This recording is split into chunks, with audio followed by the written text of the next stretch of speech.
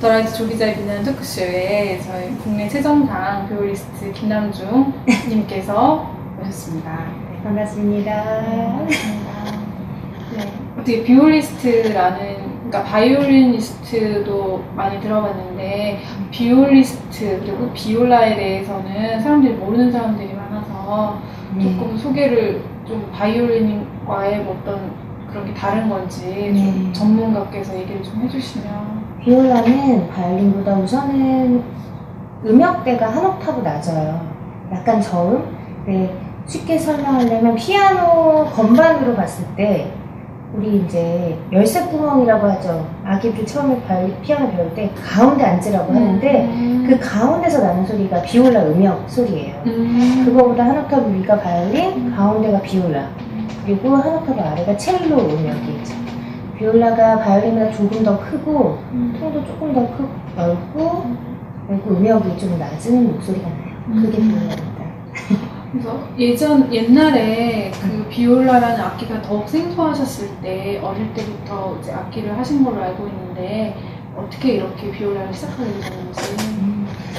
저희도 집에 음악 하시는 분은 없어가지고 저도 처음부터 비올라를 접한 것도 아니고 비올라라는 악기 이름조차 몰랐었어요. 근데 그때 초등학교 다닐 때 특별활동 시간에 바이올린 시간이 있어서 배웠는데 그냥 배웠죠. 뭐 요즘 아이들 방과후 수업하는 것처럼.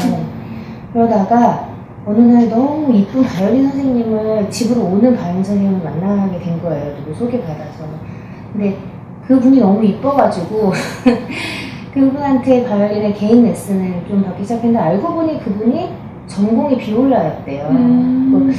사실 비올라 연습을 너무 맨날 안 해서 엄마한테 혼나고 막 그랬었는데 어느 날 그분이 좀 큰 악기를 갖고 와서 들려주는데 소리가 너무 좋더라고요. 그리고 엄마한테 나 저거 사주면 정말 열심히 하겠다. 그랬었던 게 4학년 때. 그럼 바이올린은 몇 년 정도 하셨어요? 사실 한 거라고는 할 수는 없죠. 그냥 집에 바이올린이 있었죠. 바이올린이 있었고 맨날 그것 때문에 엄마한테 혼나고 왜 못하느냐, 왜 너는 좋은 소리가 나지 않느냐. 그렇죠. 근데 그 비올라라는 악기를 이제 딱 만났을 때 엄청 너무 좋아가지고 진짜 맹렬히 연습을 하셨다고 들었는데 어떻게까지 연습을 하셔서 요즘에 예중 예고 가는 것도 너무나 어렵잖아요. 그래서 어떻게 준비하셔서 예중을 가시게 되셨는지. 비올라라는 악기 이름을 모르고 사달라고 했어요. 그때도. 근데 우선 바이올린은 악기가 작다 보니까 연주할 때 사실 되게 조심히 다뤄야지 말 그대로 깽깽거리는, 깽깽이라고 하는 깽깽거리는 소리가 안 나고 되게 살살살 다뤄야 되는데 반하여 비올라는 좀 애가 퉁퉁하고 좀 커서 제가 좀 더 편하게 이렇게 기대서 소리를 내야 하는 악기거든요. 팔 무게나, 그러니까 소리를 낼 때 좀 더 편했어요. 좀 약간 체육복? 정장 이런 느낌은 바이올린이라 치면 운동복 같이 편하게 그냥 막 기대서 할 수 있는 악기가 비올라여서 그래서 연주할 때도 더 편했고 소리도 제 귀에 거슬리지 않았었던 게 있었고, 그리고 이제 예술중학교를 가게 된 거는 그때 가르쳐주던 이분 저의 선생님이 예술중학교라는 데가 있는데 거기에 가면 그래서 그런 게 있는 줄도 몰랐을 거예요. 근데 가면 머리를 단발머리로 자르지 않아도 된다. 옛날에 옛날이라고 얘기하면 안 되지만 그때만 해도 귀밑 1cm 아니에요. 네. 그런 얘기 하지 마시고 그 귀밑 1cm를 안 잘라도 된다. 그리고 거기 가면 공부를 안 해도 된다는 식으로 거짓말을 하셨죠. 그래서 열심히 연습을 해요. 예술중학교를 입학을 하였으나 이게 공부 열심히 해야 되더라고요. 이게 밤새 연습하시고 그러셨어요? 네. 어떻게 어머니는 떡을 썰고 이러고 밤새 비올라를 하셨어요? 저 덕분에 저희 남동생과 저희 아빠는 음악을 절대 자기는 하지 않겠다. 왜요? 저렇게 하루 종일 똑같은 곡을 연습을 하는 걸 괴로워했죠. 근데 그 체질인가 봐요. 그러니까 좋아해서 그랬는지 입시를 위해서 연습하는데 그게 다 지겹지 않고 재밌었어요. 지치거나 이러지 않으시고. 물론 연습하는 건 너무 힘들잖아요. 힘들죠. 아이들이 밖에서 친구들 노는데 난 네. 안 해야 되니까. 하지만 거기서 연습했을 때 느껴지는 그 후의 희열이나 그런 기쁨이 더 컸던 것 같아요. 그리고 이제 서울예고를 되게 우수한 성적으로 입학을 네, 하셨다고 들었습니다. 네. 네, 어떻게 가능한 건가요? 어떻게 하면 갈 수 있는 건가요? 어떻게 하면 되냐면 우선 엄마가 무서웠었는데 그게 어떻게 무서웠냐면 아버지가 군인이셨거든요. 근데 딱 제가 예수 중학교를 갈 때쯤 아버님이 지방으로 정근을 가셔야 되고 그러니까 저 때문에 이렇게 따로 사셔야 되니까 엄마는 네가 음악을 안 하면 우리는 함께 살 수 있다. 음악을 하지 말라. 음악을 하지 말라. 그리고 계속 얘기해서 음악을 해서 뭐 하냐. 공부해도 더 열심히 잘할 수 있다. 근데 오히려 그게 저에게 더 자극제가 됐던 것 같아요. 그리고 내가 잘 해야 아빠도 행복하시고 엄마도 행복하시고 떳떳하게 그래서 더 열심히 그러니까 1등을 안 하면 나는 바로 저 지방으로 가서 열심히 공부를 해야 하는 그런 분위기였었고 근데 제가 잘했을 때만 되게 좋아하시는 부모님이 더 좋았던 것 같아요. 그러면 1등을 항상 하셨어야 됐었던 거예요? 그냥 일단 그런 말씀 운이 좋게 너무 감사하게 좋은 선생님도 만났고 열심히 할 수 있게 되게 부모님이 이사는 나는 학교 앞으로 이사도 되게 유명하죠. 저희 어머니 학교 이제 연습 시간을 줄이기 위해 연습 시간을 더 많이 만들어주기 위해 선화예중 다닐 때는 서나예중 바로 집 앞으로 이사하고 학교 앞으로 하고 세상에. 서울예고 때는 서울예고 앞으로 이사를 갔고 서울대 때는 또 이사를 서울대 갔나요? 때는 그러려고 했던 건 아닌데 또 아버지 때문에 또 서울대 근처로 갔었죠. 못 당하겠네요. 네, 지금 생각하면 너무 감사한 일인 것 같아요. 부모님 덕분에 뭐 공무원이셨기 때문에 막 제 지원을 막 해주신 건 아니었지만 그런 마음이나 응원해 주셨던 게 저에게 공부를 할 수 있게 해주셨던 게 가장 컸던 것 같아요. 그 서울대 학도 다 1등으로만 이렇게 들어가셔서 다들 잘하시는 네, 그 학교에 입시나 이런 거 어떻게 준비하셨어요? 저희는 이제 예술중학교 이거는 예술고등학교 때는 저희는 1대1로 레슨을 전문적인 선생님을 만나서 그분과 1대1로 레슨을 하기 때문에 일주일에 한 번, 아니면 2번 정도, 1시간 정도씩 선생님을 만나서 그동안 레슨 연습한 거를 보여드리고 다듬고 그리고 나머지 시간은 그러면 제가 혼자 연습하는 시간이에요. 요즘에 자기 주도 학습? 뭐 그 말 자체가 저희 예술가 음악하는 사람들한테 그 시간이 많은 거죠. 자기 혼자 생각하고 연습해야 되는 시간이 좀 많이 필요한 것 같아요.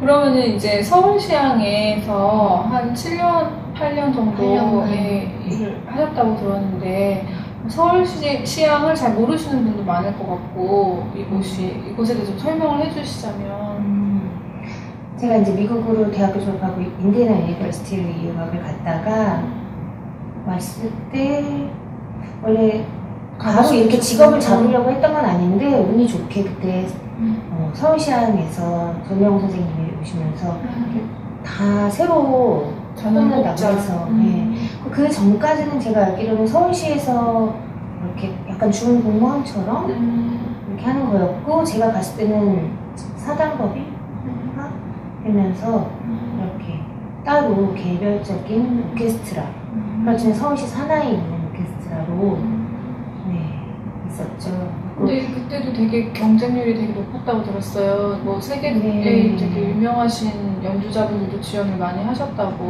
당시 상황을 설명해 주시면. 근데 저도 중고등학교 때 서울 예술 중고등학교를 다니면서 오케스트라 단원이 돼야겠다라는 생각은 한 번도 해본 적이 없었던 것 같아요. 그리고 오케스트라 단원 연주가가 되어라 라고 이렇게 해주신 분들도 없었고 왜냐하면 그때만 해도 제가 공부할 때만 해도 우리나라 오케스트라 수준이 나 문화 문화적인 것에 대한 지원 같은 게 그렇게 크진 않았고 그랬었기 때문에 좀 수준이 많이 낮았었고 그런데 그때 처음으로 서울시향에서 재단모빙, 사단모빙 하면서 첫 번째 제일 높았던 게 월급을 많이 주겠다. 월급이 교수 월급? 그때 얘기하면 교수들 월급보다 더 많다. 그냥 보통 단원들. 그리고 이제 대우를 많이 받을 수 있는 거죠. 정당하게 많은 대우를 받을 수 있는 직업인 자리가 처음으로 만들어지는 거였어가지고 그때 뭐 현재 대학교 졸업한 한국에 있는 사람, 뭐 외국에서 공부하고 있는 사람, 심지어 다른 오케스트라에 있었던 사람하고 1000명이 넘는 사람들이 엄청나게 많은 사람들이 막 비행기 타고 와서 다 오디션에 갔었어요. 저도 그때 마침 한국에 이제 공부 중에 잠깐 나와 있을 때여가지고 한번 봐보라 해가지고 엄마가 한번 봐봐라. 혹시 아느냐. 근데 운이 좋게 그때 비올라가 80몇 명, 90몇 명 제가 그때 3명 뽑았었는데 그때 되신 거예요. 그래가지고 세상에. 네, 본의 아니게 너무 감사하게 제수 삼수도 안 원래는 하시고. 다시 더 공부하고 싶었는데 사실 그때 그래서 네. 그 서울시향 이제 단원이 되시면은 되게 전국이나 전 세계에 공연을 다니시잖아요. 어떤 무대에서 어떻게 활동하시는 건지 단원의 생활을. 서울시향에 있으면서 많은 혜택을 본 것 같아요. 근데 지원이나 후원해 주시는 분들이 많아가지고 미국, 유럽부터 아시아 쪽에 가장 큰 유명한 홀과 페스티벌에서 순회 연주를 많이 했죠. 1년에 2번, 3번씩은 적어도 2-3번은 해외 나가서 공연을 했죠. 국내 작은 것까지 합치면 정말 수천 번의 1년에 잡혀있는 연주가 한 250회였던 거고 200회에서 250회고 그리고 근데 비올라는 또 로테이션이 별로 없어가지고 적어도 한 150회는 한 것 같아요. 적어도 1년에. 네. 그래서 작은 연주, 큰 연주 합쳐서 하면서 이렇게 보람 있었던 것도 많았을 것 같고 너무 연주가 많으니까 좀 지치기도 하셨을 것 같아요. 어떠셨어요? 우선 세계나 그런 데서 우리나라 연주자들이 개개인으로 봤을 때 정말 세계적인 수준이에요. 우리 연주자 대학생 우리나라에서 서울대건 뭐 연대 아니더라 해도 해외를 나가면 정말 우리나라 사람들이 수준이 굉장히 높은 수준의 음악가들인데 거기에 반해 오케스트라가 수준이 그렇게까지는 높지 않은 상황이었었거든요. 근데 그런 사람들이 뽑아서 갖다 놓고 이제 또 트레이닝을 한 거죠. 그러니까 정말 쑥쑥쑥 발전을 해가지고 퀄리티가 너무 굉장히 높은 수준이었고 또 열정이 넘치는 젊은 사람들이었고 그래서 가장 보람 있었던 거는 해외 어딜 나가도 전혀 불화하지 않고 그 사람들이 처음에는 우습게 보고 하는 것들이 느껴지지만 특히 동양에서 유럽에서 와서 무시하고 약간 네, 그렇지만 나중에는 정말 다들 기립박수 치고 이렇게 우리 음악을 들으면서 눈물 흘리는 사람들도 있었고 정말 너무 그런 것에서 참 보람이 있었고 또 서울시향에 있으면서 또 좋았던 거는 되게 적극적으로 청소년들 어린 초등학교 학교를 다니면서나 소외계층한테 오케스트라 전체가 아예 가서 연주를 하면서 음악을 들려주는 일이 많았었거든요. 그런 건 정말 좋았었던 경험이에요. 솔리스트로는 할 수 없었던 일이어서 되게 감사하게 여기는 시간이에요. 한 7년 반 정도 이제 서울시향에 계시다가 8년 반? 8년 반? 8년 반 오래 계셨네요. 8년 반 계시다가 솔리스트로 나오셨어요. 네. 왜 솔리스트로 서울시향이 꿀 직장이라고 불리는데 어떻게 나오시게 되셨는지. 서울시향이라는 직장이 아까도 말씀드렸지만 월급도 다른 오케스트라나 다른 예술가들에 비해서 정말 꼬박꼬박 월급이 나오고 참 좋은 곳이죠. 해외도 1년에 몇 번씩이나 나가고 그런데 계속 공허한 마음이 있더라고요. 음악인으로서는 내 소리가 없어지는 듯한 느낌이 들었었고 물론 오케스트라는 이제 100명이 넘는 사람들이 해야 되니까 소리가 합쳐져야 돼서 말 그대로 저의 소리를 양보해야 될 때가 있고 저의 그런 게 있거든요. 근데 그거에 만족하는 사람이 있고 근데 저는 제 소리가 없어지는 게 좀 되게 공허함을 많이 느꼈었고, 그리고 또 이제 또 밖에서는 큰 곳에서 연주를 많이 했지만 이렇게 크고 이런 화려한 홀에서 사람들한테 들려주는 것뿐만 아니라 작은 데서도 연주를 하고 그 사람들한테 내가 직접 찾아가고 그러고 싶다라는 마음이 많이 컸어요. 그래서 시향에 생각을 되게 많이 했는데 시향에 있으면서 그래서 중간에 음악 교육학을 또 공부를 시작을 했어요. 왜냐면 내가 그냥 나가서 비올라로만 하면 그 사람들한테 그냥 음악만 들려주는 게 아니라 교육학을 같이 음악 교육학을 해서 그 사람들한테 음악으로서 좀 더 가르쳐준다? 도움이 될 수 있는 거를 전문적으로 효과적으로 전달할 수 있도록 하기 위해서 교육학을 공부하기 시작했고, 그런 거를 하면서 더 느낀 게, 아, 내가 나와서 돈은 아니 될 수 있겠지만 내가 할 수 있는 일이 또 다르게 또 많겠구나라는 생각을 많이 했어요. 그 이제 솔리스트로 이제 나오신 다음에 그 뭐 예술의 전당이나 등등 독주회도 많이 하셨잖아요. 네, 그때 또 감동이 남달랐을 것 같아요. 또 이제 시안을 나오기 전에 또 운이 좋게 해외에서 솔로로 솔리스트 독주가로 연주할 수 있는 기회가 2개가 잡혀오게 된 거예요. 또 거기서 용기를 얻기도 했는데, 하나는 14년도에 뉴욕 카네기 홀, 2015년 작년도에 이제 독일 베를린 필하모니콜에서 초청 독주회를 하게 운이 좋게 피아니스트로는 하게 돼가지고 그런 큰 연주도 하게 됐고, 또 뭐였죠? 예술의 전당에서 예술의 전당에서도 네. 그래서 사실 서울시향에 있는 동안은 제 솔로 아까도 제 소리가 없어진다고 했었는데 제 소리를 들려주고 싶었고 저가 찾고 싶었어요. 그래서 되게 오랜만에 시향에 있을 동안 아까도 100 몇십 회 연주를 하다 보니까 제 혼자의 연주를 할 시간이 없었었는데 그런 기회를 갖고 사람들이 들려줄 수 있어서 좋았었죠. 되게 저 나름대로는 되게 감동적이었었던 것 같아요. 그리고 이제 작은 무대도 찾아가면서 많이 하시고 이렇게 재능 기부 연주도 많이 하시는 걸로 알고 있는데 또 어떤 NGO나 아니면 어떤 시골의 작은 무대든 어디를 많이 하셨는지. 우선 제가 봉사연주의 뜻은 있었으나 어떻게 가면 제가 막 무조건 찾아갈 수는 없었고 처음엔 어떻게 해야 되는 고민을 많이 했는데 또 좋으신 분을 네. 만나게 돼서 그런 길을 이끌어 주시는 또 사람을 또 만나게 되더라고요. 네.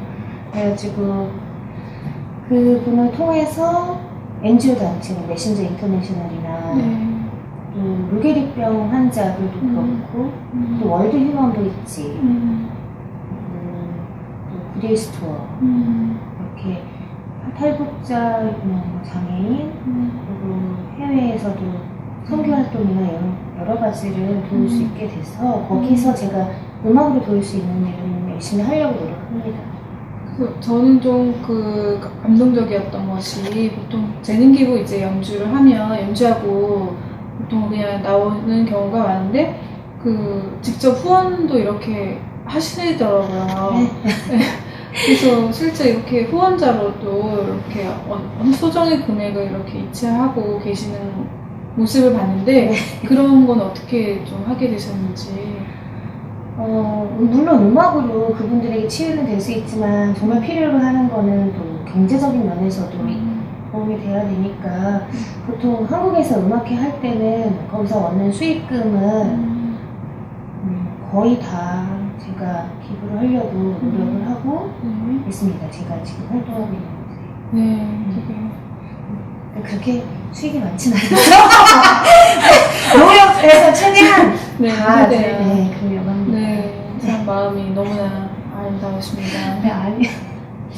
네, 그 이제 그 연주자의 뭐 비올리스트나 바이올리스트나 뭐 연주자의 꿈을 꾸고 있는데 이제 용기를 좀 내지 못하는 청년들이나 우리 집은 너무 지금 뭐 악기 살 돈도 없는데 내가 무슨 연주를 하냐 약간 그런 청소년들이 있으면 뭐 어떤 얘기 해주고 싶으신지. 네, 요즘에는 문화예술에 관하여 우리나라나 지역별로 되게 지원을 많이 해주고 있잖아요. 예를 들면 교회에서도 NGO 단체나 무슨 활동할 수 있는 곳들이 많고 배울 수 있는 곳들이 많아서 만약 음악을 예술을 배우고 싶다면 적극적으로 좀 주위를 돌아본다면 얼마든지 배움의 기회가 아주 많을 수 있고 만약 정말 비올라를 원하고 너무 좋아한다면 찾아와도 되나요? 아 당연하죠. 저희 찾아오세요. 아 진짜로 네. 열정이 있고 저도 그렇게 막 풍요롭게 자라고 한 것이 아니었고 열정으로 지금까지 행복하게 활동하고 있고 열심히 하고 있으니까 꿈이 있다면 저에게 오십시오. 네, 그래서 그 고아분들, 예, 부모님이 안 계신 불우한 청소년 두 분을 또 이렇게 입시를 도와주셨다고 무료로 들었어요. 어떻게 처음 계기는 어떻게 그렇게 되셨는지. 그 친구들 또한 어렸을 때 이렇게 봉사 활동 같은 걸로 음악을 접하게 됐대요. 고아원에서.